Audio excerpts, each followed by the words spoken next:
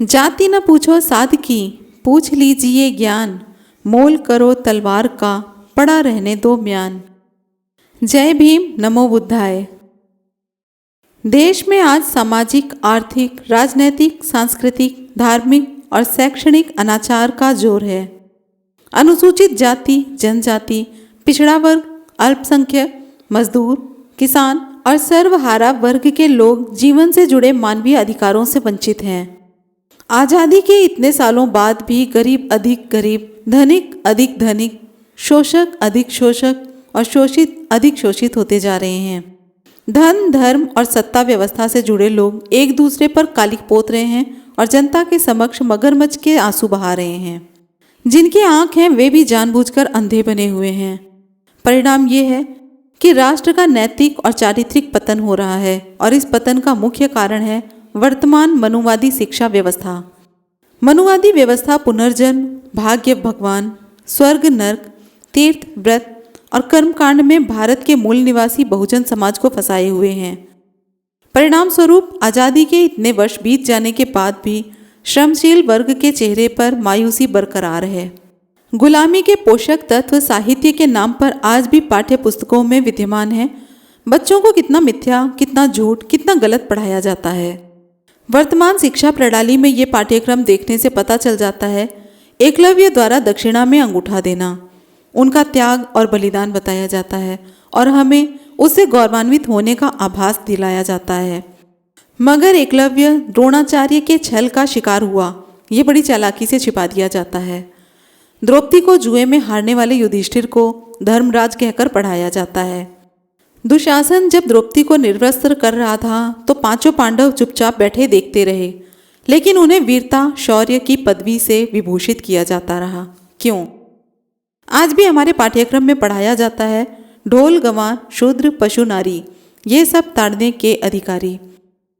गर्भवती पत्नी को घर से निकालने वाले मर्यादा पुरुषोत्तम कहलाते हैं।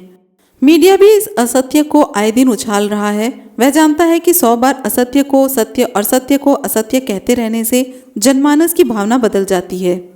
क्यों नहीं पाठ्यक्रम में यह पढ़ाया जाता कि भाग्य, पुनर्जन्म का कर्मफल, ये सब नीच कही जाने वाली जातियों को डराने के लिए और उनका शोषण करने के लिए गढ़े गए फार्मूले हैं। पाठ्य पुस्तकों में विभिन्न धर्म ग्रंथों के नायकों का जन्म स्थान पर अवतार लेना लिखा गया है। यदि वे अवतारी थे तो उनकी मृत्यु क्यों हुई? क्यों नहीं किया जाता इनकी मृत्यु का वर्णन? क्यों नहीं दी जाती इन्हें श्रद्धांजलि? सिर्फ इसलिए कि भोले मन के लोग इन्हें भगवान से साधारण इंसान मानकर इनकी पूजा करना बंद न कर दें। सच बात तो यह है कि धर्म यदि समता की बात करने लगेगा तो उसकी वर्ण व्यवस्था खतरे में पड़ जाएगी और वर्ण व्यवस्था समाप्ति पर यह धर्म ताश के महल सा भरभरा कर नष्ट हो जाएगा। देश की वर्तमान शिक्षा उद्देश्यहीन, विषमता पोषक, अंधविश्वास बढ़ाने वाली, दूषित, खर्चीली और निकम्मी है।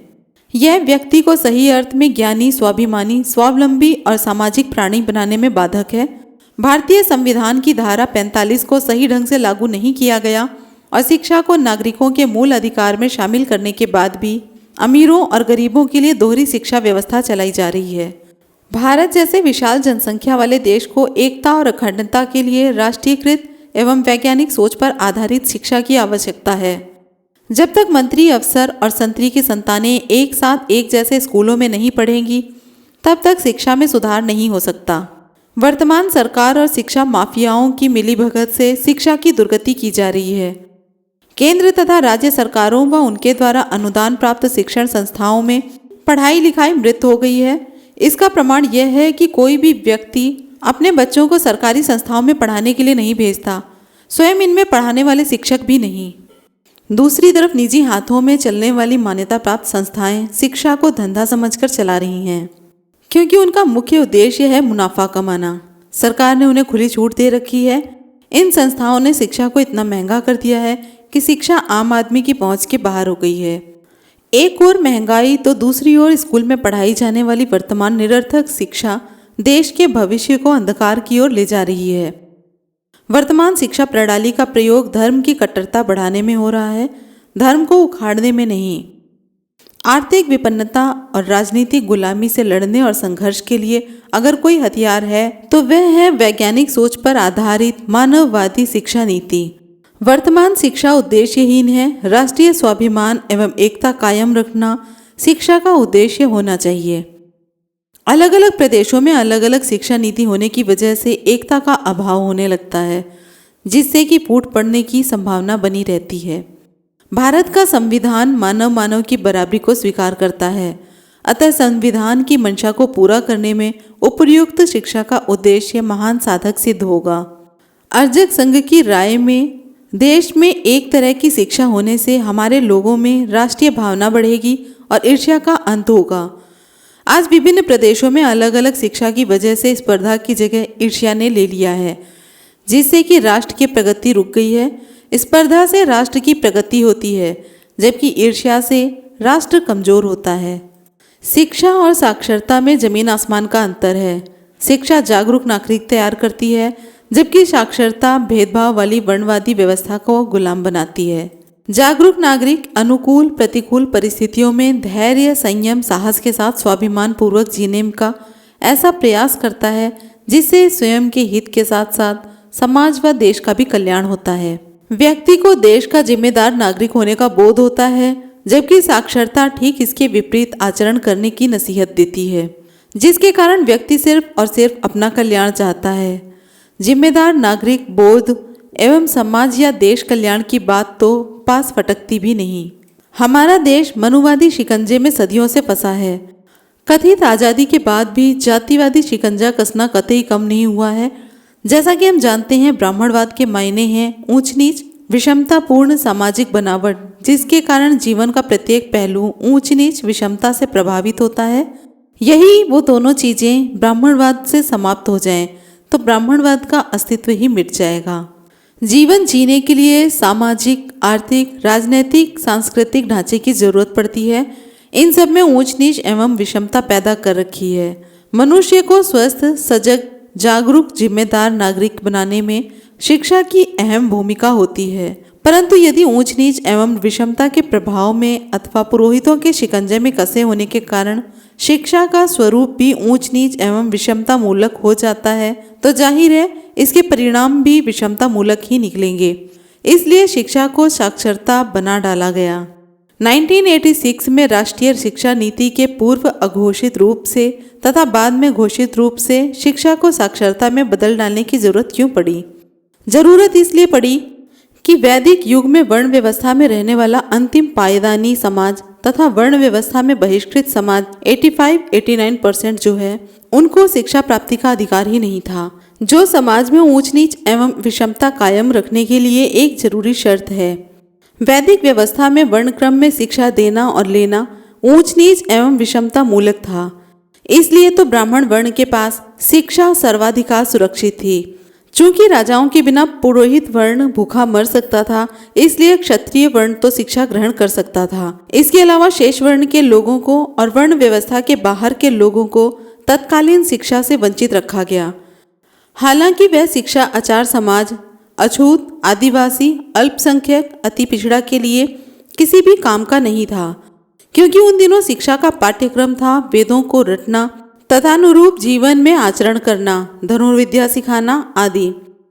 चूंकि उन दिनों ऋषि आश्रमों में पालतू पशु गाय आदि रखते थे, इसलिए उन्हें चराने का काम, खाना पकाने के लिए लकड़ियों का इंतजाम, रसद पानी संग्रह के लिए भिक्षा मांगने का काम तथा खेतों में फसल बोने काटने का भी काम कराया जाता था।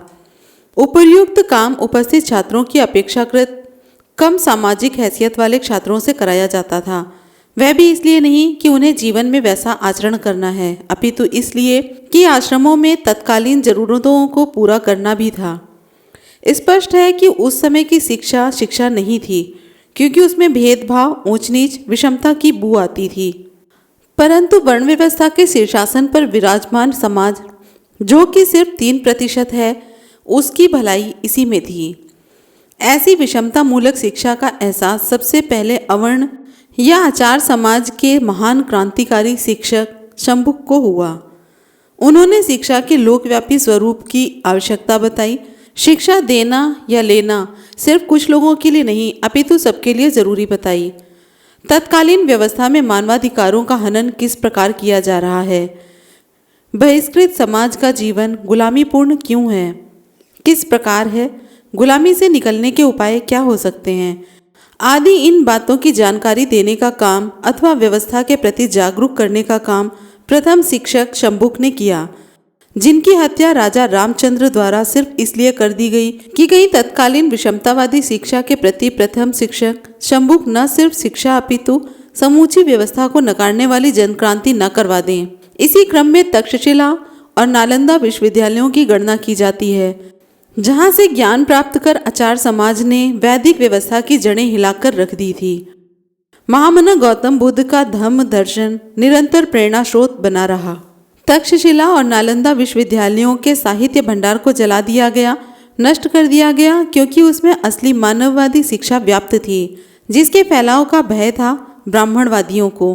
प्रथम शिक्षक शंबुक की हत्या तक्षशिला और नालंदा विश्वविद्यालयों को नष्ट करके ब्राह्मणवादियों ने जला दिया कि हम जो चाहेंगे, जैसा चाहेंगे वही होगा। उम्मीद ये थी कि कथित आज़ादी के बाद स्थिति में बदलाव आएगा। स्थिति में बदलाव लाने के लिए संविधान में समानता, स्वतंत्रता, न्याय, बंधुता लाने की व्यवस्था की गई। शिक्षा आदि की सबके लिए व्यवस्था की गई। यह सब समतावादी व्यवस्था लाने के प्रयास बाबा साहेब डॉक्टर B.R. अम्बेडकर के कारण ही संभव हो सका। परंतु अवर्णों के लिए समान रूप से शिक्षा के दरवाजे खोल दिए जाएं, यह भला ब्राह्मणवादियों को कैसे गवारा हो सकता है? इसलिए सारे शोषक वर्ग ने, सभी राजनैतिक दल, मठाधीश, धर्मगुरु, सामंत, राजघराने आदि एकजुट होकर समान शिक्षा के दरवाजे बंद रखने के प्रयास किए। घोषित तौर पे किसी को शिक्षा से वंचित नहीं किया जा सकता, लेकिन ऐसे प्रयास जरूर किए जा सकते हैं जिससे मानववादी समतापूर्वक शिक्षा शून्य की जा सके तथा शिक्षा लेने वाले को अंधविश्वासी, अवैज्ञानिक समझ का बनाया जा सके। वर्ण व्यवस्था जाति व्यवस्था का सार्थक बनाया जा सकता है। इसके लिए वर्ण व जातिवादी शिक्षकों को चेताया गया कि भूल से ही अपने पद से विचलित न हो जाएं। उन्हीं के द्वारा मनुवादी पाठ्यक्रम तैयार किया गया, जिसमें सिर्फ अंधविश्वास, भेदभाव, ऊंच नीच, गैर बराबरी, अवैज्ञानिक दृष्टिकोण, पाखंड का महिमा मंडन, सत्य की हत्या, न्याय का गला घोटना, अन्याय का बोलबाला आदि में छात्र को दक्ष किया जाता है। दुख की बात यह है कि आज भी प्रथम महान क्रांतिकारी शिक्षक शंबुक और महाभारत के महान शूरवीर एकलव्य शिक्षा के आदर्श नहीं माने गए हैं। खेल पुरस्कारों में द्रोणाचार्य पुरस्कार, अर्जुन पुरस्कार देकर विषमता मूलक व्यवस्था को और पुख्ता किया जाता है। अन्याय को निरंतर सहने वाली छाया की तरह अनुगामी सीता को शिक्षा का आदर्श बनाकर न्याय क्रांति का गला घोटा जाता है। 100 पुत्रों की मां बनने की चाहत रखने वाली सावित्री को शिक्षा का आदर्श बताकर जनसंख्या नियंत्रण का क्रूर मजाक किया जाता है। आरुणि जैसे आज्ञापालक जो रात भर पानी न निकलने देने के प्रयास में खेत में मेड़ बना भूखा प्यासा सर्दी में पड़ा रहा, इसी तरह के शिष्यों की तलाश रहती है गुरुओं को। वे क्यों एकलव्य जैसे शिष्य को उभरने का मौका देंगे जो स्वयं के प्रयासों से महाधनुर्धारी बन जाता है, जिसका जबरदस्ती दाहिना हाथ का अंगूठा काट लिया जाता है। यही है हमारी शिक्षा का आदर्श। भारत के संविधान ने हम सभी को पढ़ने लिखने का बराबर अवसर दिया है, समान अधिकार दिया है। वीडियो के बारे में अपनी राय कमेंट बॉक्स में ज़रूर लिखें और अगर वीडियो अच्छी लगी हो तो लाइक, कमेंट, शेयर करना ना भूलें। हमसे जुड़े रहने के लिए चैनल को सब्सक्राइब ज़रूर करें। फिर मिलेंगे अगले वीडियो में। जय भीम, नमो बुद्धाय, जय संविधान।